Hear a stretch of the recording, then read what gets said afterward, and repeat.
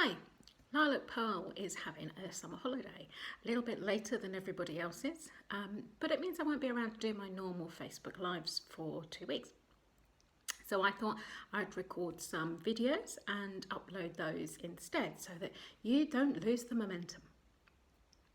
What I wanted to go over this time is the signs of anxiety. Now, this was particularly done as a series of Facebook posts on Topical Tuesday, and that was aimed at signs of anxiety in children. The more I thought about this, actually, the signs of anxiety apply no matter whether you're a child, a teen, an adult, or in your later years. It's still the signs of anxiety in anybody. Possibly with the older ones of us, we should be a little bit more self-aware, and we might be able to crack some of these on our own. If not, it's down to parents, teachers, and other people in that child's life to be able to help that child through what they're going through, so that this anxiety, this stress that they're perceiving doesn't become a burden that they can never put down and turn into a general anxiety disorder, which will affect many aspects of someone's life. So what are the signs? Started off with anger, okay? Started looking at anger. When people show anger, it's often because there's an underlying fear behind something. There's something that is causing them to feel fearful and scared, and that's coming out as anger in them, used to deflect away from the fear. You're not supposed to show fear. It's okay to show it. Well, no, it's not okay to show anger, but you get where I'm coming from. So that's one of the signs. Check in. Is it a repeated pattern? And can you find the common underlying thing that maybe the fear is about? Sleep problems. This is another sign of anxiety, possibly one that people are more familiar with.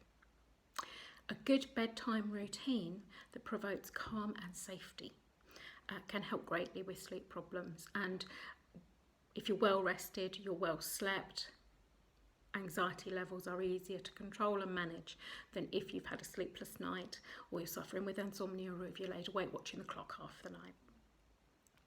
On that clock watch thing, if you can manage without a clock in the room, it is really, really worthwhile, because when you're watching minutes tick by, they're very, very slow, and you don't notice the periods that you doze in between. It just feels as if you've been awake all the time. So that's sleep. Defiance. So this is particularly around the older children age, where they're like, I won't, I shan't. Defiance is about working on the communication. Often underlying defiance is a fear of not knowing what it is that they're being asked to do. So it comes out as, well, I'm not doing it then.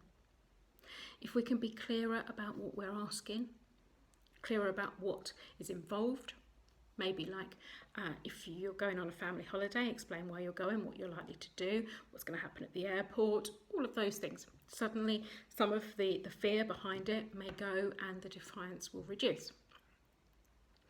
Negativity. So along the same sort of lines that we've talked about with defiance and the other pieces. It can be a sign of anxiety. It's possibly a way of trying to avoid having to do something or being involved in a situation that makes them feel a certain way. If this is becoming a pattern, I personally recommend that you seek professional help, because it's very hard to understand what's underlying it some of the time, because negativity isn't quite as clear as a fear. Loss of focus and inability to concentrate. I think that this one comes up a lot in younger children at school. Children are children. They will get distracted. They will want to play rather than learn. So this is where that lack of focus is a change or a move away from what is normal for that child, or for the adult if we're talking about adults. And again, this is one to seek professional help with. Again, with the get my teeth back in, with the negativity, trying to find the root cause beneath it is one that needs a little bit of investigation. The next area is over planning. where someone is overly interested in each step that's going to be involved. And this is often an attempt to take control. Gently work with that person or yourself to lessen the dependence on that plan. You know, a little bit of unknown is actually okay as long as you're going to be safe doing it. So those steps again, those signs again: anger, sleep problems, negativity, lack of focus, over planning. Did I say defiance? If I didn't, defiance. There we go. Just like to end with a really nice quote. I'm afraid it came off the internet and I don't know who originally said it, but I did think it was very, very apt. And excuse me, I'm going to have to read it. Beneath every behaviour is a feeling. Beneath each feeling is a need. When we meet that need, rather than focusing on the behaviour, we begin to deal with the cause, not the symptom.